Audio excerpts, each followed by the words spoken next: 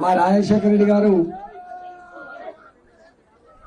ఆర్థిక పరిస్థితి మాట్లాడిండు, రైల్వేస్ మాట్లాడిండు, డిఫెన్స్ మాట్లాడిండు, రాష్ట్ర ప్రభుత్వం కేంద్ర ప్రభుత్వం ఇంకా మాట్లాడితే ఇంకో అర్ధగంట సేపు మాట్లాడుతుండే. నేను వారిని అదే ఇద్దరు ఉండే రాదే నాకు మళ్ళీ మంచి గెలిపిస్తే రాదు.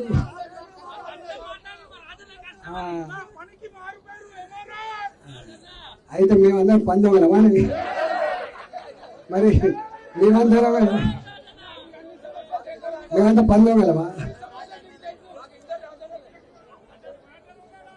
ఇప్పుడు వారు 2 ఏళ్ళు అయితే ఎమ్మెల్యే అయ్యి ఇక్కడ అమ్మా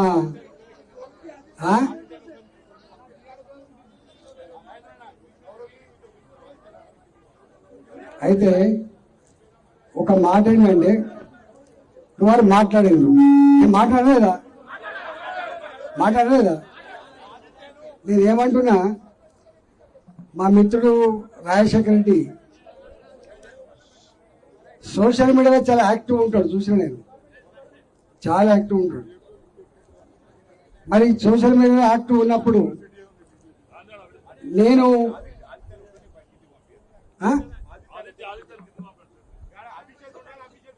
ఆదిత్యవరే కిందికడ పోరా.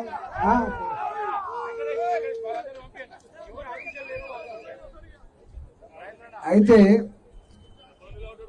నేను 2014లో మంత్రిని. మా మంత్రివర్గ సహచరుడు హరీష్ రావు ఆయన ఒక శిలాఫలకం వేసింది ఇక్కడ. ఏం శిలాఫలకం? ఇక్కడ ఇంతకుముందు డిఆర్ఎం గారు చెప్పినట్టుగా 50,000 వెహికల్స్ ఉంటేనే ఒక గేట్ రావాలి, ఒక బ్రిడ్జ్ రావాలి. 10 లక్షల ట్రాఫిక్ ఉంది అంటే 9.5 లక్షలు ఎక్స్ట్రా ఉన్నా కూడా ఇప్పటిదాకా బ్రిడ్జ్ కట్టలేదు. It is shameful. అవునా కదా అని చెప్పండి. ఎవరు వేసింది? నేను ఆర్థిక మంత్రిని అప్పుడు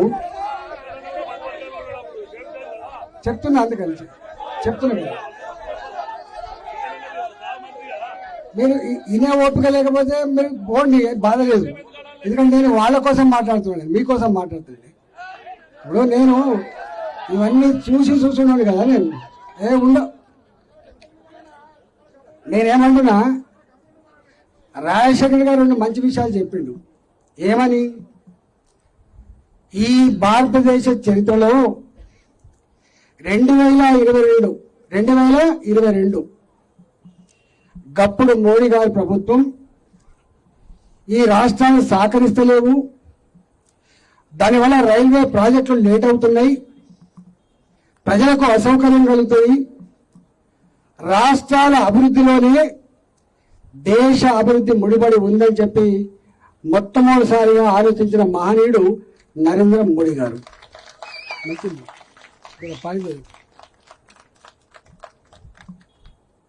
ఎందుకు ఈ మాట అంటున్నా అంటే, పక్కడో జరా నేను కొత్తగా మంత్రి అయినా, మీరు వినాలి. ఎందుకంటే రాజశేఖర్కి చెప్పిన దానికి అంటే విషయం అర్థమవుతుంది. నేను 2014లో ఆర్థిక మంత్రి అయినా. నా దగ్గర హుజరాబాద్ పరకాల ఒక 200 కోట్ల ప్రాజెక్ట్ తోటి ఒక ప్రాజెక్టు నిలబెట్టిన 4 lane road plus bridge. Railway department అప్పుడు మేము 4 లేన్ బ్రిడ్జ్ నిర్మించాం. ఇది మా డ్యూటీ కాదు, కేవలం ఒక సింగిల్ లేన్ ఓవర్ బ్రిడ్జ్కి మాత్రమే పైసలు ఇస్తాం, అది కూడా పట్టాల మీదనే ఇస్తామని చెప్పినాను. నేను 200 కోట్ల ప్రాజెక్టు మేము ఇస్తాం, 30 కోట్లు 40 కోట్లు ఇవ్వాలి, ఎందుకంటే దిక్కుమల్ల పుచ్చమిత్రాలు చేస్తారని చెప్పి నేను నిలబెట్టా. కానీ కాలే 200 కోట్ల ప్రాజెక్టుకి ఆనాడు రైల్వే ఇచ్చింది కేవలం 6 కోట్లు మాత్రమే, అది కూడా పట్టాల మీదనే ఇచ్చింది. ఇవాళ గత 3 మంత్రి ఉన్ననాడు వాస్తవం ఇప్పుడు హరీష్ రావు చేసింది. ఎందుకు రాలేదు అంటే, రాష్ట్ర ప్రభుత్వంగా మేము ఆనాడు గవర్నమెంట్లో ఉండి చేయాల్సిన పనే ఉండే అంటే మన డబ్బులు జమ చేయాలి, వాళ్ళతో కోఆర్డినేట్ చేయాలి, రైల్వే డిపార్ట్మెంట్తో కోఆర్డినేట్ చేయాలి, చేసి ఆ బ్రిడ్జ్ నిర్మాణం చేయాల్సి ఉండే. ఖాళీ ఖాళీ అంటే అర్థం కావాల్సింది ఏంటి? 2022 వరకు రాష్ట్ర ప్రభుత్వం కనుక కోఆర్డినేట్ చేయకపోయినా, రాష్ట్ర ప్రభుత్వం డబ్బులు ఇవ్వకపోయినా బ్రిడ్జి లాలని అర్థమవుతుంది కదా. దానికి ఒక సజీవ సాక్ష్యం చెప్తా. మా రాజశేఖర్ దగ్గరనే ఉంది అది కూడా. బొల్లారం బజార్ 1990 అది మీ బాస్ గుర్తుకొచ్చింది. అలా బాస్ అంటే మా బాస్ కూడా కేసీఆర్ 1993లో శాంక్షన్ అయింది. ల్యాండ్ అక్వేషన్ కూడా అయింది. ఇవాళ ఇప్పుడు ఎక్కడ ఉన్నాయి? 2026 అంటే 26 ప్లస్ 7 33 సంవత్సరాలు అవుతుంది. ఇప్పటిదాకా కాలేదు. ఇవాళ ఎందుకు అవుతుంది అంటే ఇక్కడ మనం చెప్పిన మళ్ళీ చెప్పిపోతున్నా, ఎంఎంటీఎస్ అని రైల్వే లైన్ ఉన్నది. ఎంఎంటీఎస్ రైల్వే లైన్ దాని కాస్ట్ వచ్చేసి 1043 కోట్ల రూపాయలు. 1043 కోట్ల రూపాయలు. దాని కాంట్రిబ్యూషన్ రాష్ట్ర ప్రభుత్వానికి 400 కోట్ల రూపాయలు. నేను కూడా మంత్రినే, కానీ 4 పైసలు కూడా మేము ఇవ్వకపోతే రైల్వే డిపార్ట్మెంట్ 1049 కోట్ల రూపాయలు ఇచ్చి దాన్ని పూర్తి చేయించింది. That is Rajasekhara Reddy. తెలుసుకో రాజశేఖర రెడ్డి, నేను ఒక నిమిషం ఉండే, నేను కూడా పనిచేసిన రాజశేఖర రెడ్డి, నేను కూడా పనిచేసా కదా. నేను నీతో నీ పార్టీలో ఉన్నా కదా. నేను నీ పార్టీలో ఉంటే నేనే మంత్రి 2 సార్లు. అని నేను ఎందుకంటున్నా అంటే మీకు తెలియదు. అంటే నేను కొన్ని విషయాలు చెప్పాలి. ఇప్పుడు నువ్వు చెప్పిన వాళ్ళు నేను చెప్పాలి. నేను స్వయంగా ప్రధానమంత్రి గారికి ఒక ఉత్తరం రాసిన, ఈ దేశ ప్రధానమంత్రి గారికి ఒక ఉత్తరం రాసిన. దేశంలో ఉన్నటువంటి రైల్వే మంత్రి గారికి 4 సార్లు మీటింగ్ పెట్టినా. Not only for Hyderabad, for entire country కోసం పెట్టినా. నేను వీళ్ళతో కూడా మీటింగ్ పెట్టినా. ఇక్కడ రైల్వే అధికారితో మీటింగ్ పెట్టినా. ఏంటి మీటింగ్ అంటే, ఒకప్పుడు రైలు తక్కువ వచ్చేది, ఎప్పుడో ఒక రైలు వచ్చేది, రైలు స్పీడ్ కూడా తక్కువ ఉండేది. ఇవాళ 120-130 కిలోమీటర్ల స్పీడ్ ఉన్న రైలు కూడా కంటిరెప్ప పాటు గ్యాప్ లేకుండా వస్తూ ఉన్నాయి. మోడీ గారు, మీరు పట్టణాలలో, నా లెటర్ ఉంటే రాజశేఖర్ గారు పంపిస్తా, పట్టణాలలో అది హైదరాబాద్ కావచ్చు, కలకత్తా కావచ్చు, బొంబాయి కావచ్చు, అది ఢిల్లీ కావచ్చు, రైల్వే లైన్ల మీదకి మనిషి రాకుండా ఉండాలి, రైల్వే లైన్ల మీదకి ఓ బలినో గొడవ రాకుండా ఉండాలంటే ఎంత వీలైతే అంత అండర్ బ్రిడ్జ్ల కోసం మీరు పర్మిషన్, గేట్ ఉన్న కాడ మాత్రమే ఆర్ఓబి, గేట్ ఉన్న కాడ మాత్రమే ఆర్యూబి తప్ప అంతకు ముందు ఆర్యూబి వచ్చేది కాదు, మనకు ఆర్ఓబి వచ్చేది కాదు. కానీ ఫస్ట్ టైం గేట్లు లేకపోయినప్పటికి కూడా ఇలా హైదరాబాద్ నగరంలో ఒక 100 పాయింట్ల అవసరం ఉంటే 100 పాయింట్లలో కూడా అది 6 మీటర్ల ఎత్తు లేకపోవచ్చు, 4 మీటర్లు ఉండొచ్చు. మనిషి దాటడానికి, పశువులు దాటడానికి, సైకిల్ మోటార్ దాటడానికి ఇవ్వమని చెప్పి కోరితే వారు వెంటనే స్పందించారు. అవునండి, చాలా ఇంపార్టెంట్. అది ఎక్కడెక్కడైతే అటుపక్క ఇటుపక్క ఎత్తుంది, మనం మనుషులు దాటలేకపోతామో, ఎత్తుంటే అప్పుడప్పుడు అటుపక్క ఇటుపక్క ఎత్తుంటే రైలు కిందికి వెళ్ళిపోతుంటాయి. మీరు కాస్ట్ కోసం చూడకండి. మోడీ గారు కాస్ట్ కోసం ఆలోచించద్దు, ప్రజల ప్రాణాలు ముఖ్యమని చెప్పి ఎన్నైతే అన్ని ఆ ఫూట్ అవుట్ చేసి ఏమని చెప్పి ఒక లెటర్ రాసిన. అవి అవుతున్నాయి.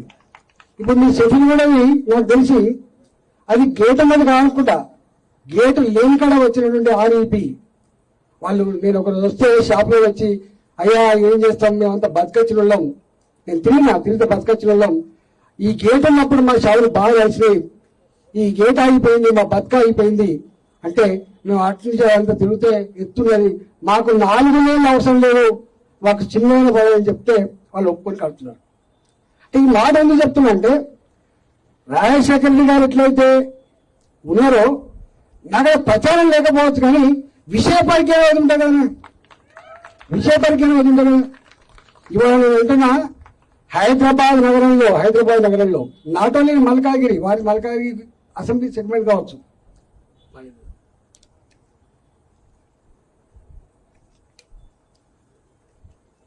ఎంటైర్ కంట్రీకి ఇట్లాంటి పని చేయిస్తున్నాం మేము. నెంబర్ టూ వారే చెప్పిండు 22 నుంచి వచ్చింది, 23 నుంచి ఏమవుతుందని. ఇవాళ నేను అనకూడదు, కానీ చిన్న పనులు చేయడానికి కూడా ముందుకు వస్తలేదు రాష్ట్రంలో. ఎందుకు వస్తలేదో నాకంటే ఎక్కువ మీకు ఇక్కడ అనుభవిస్తున్నారు కాబట్టి ఒక డ్రైనేజ్ పని చేయడానికి ఒక సిమెంట్ రోడ్ వేయడానికి ఎంత కష్టమవుతుందో మీరు చూస్తున్నారు. నేను పోయినా స్వయంగా పోయి ఇప్పుడు వారు చెప్పిండ్రు ల్యాండ్ అక్విజిషన్ పాత బ్రిడ్జిలకు రూపాయి ఇయ్యనంటే 22 2020 నుంచి ఈ రూల్ వచ్చింది కదా, అంతకంటే ముందు వచ్చే వాడికి ఇయ్యనంటే ఇదేం ఆలోచిస్తారు సార్ అని చెప్పి నేను స్వయంగా వాళ్ళ మామగారి కాన్ఫరెన్స్ లో నేను స్వయంగా ఆ ల్యాండ్ అక్విజిషన్ కూడా 70 లక్షల రూపాయలు మొన్ననే జమ చేయించిన. బ్రిడ్జ్ కావాలని 17 కోట్లు ఖర్చు పెట్టిండ్రు. 17 కోట్లు ఖర్చు పెట్టిండ్రు. 9 ఏళ్ళు అవుతుంది ఆ బ్రిడ్జ్ వాడుకోండి.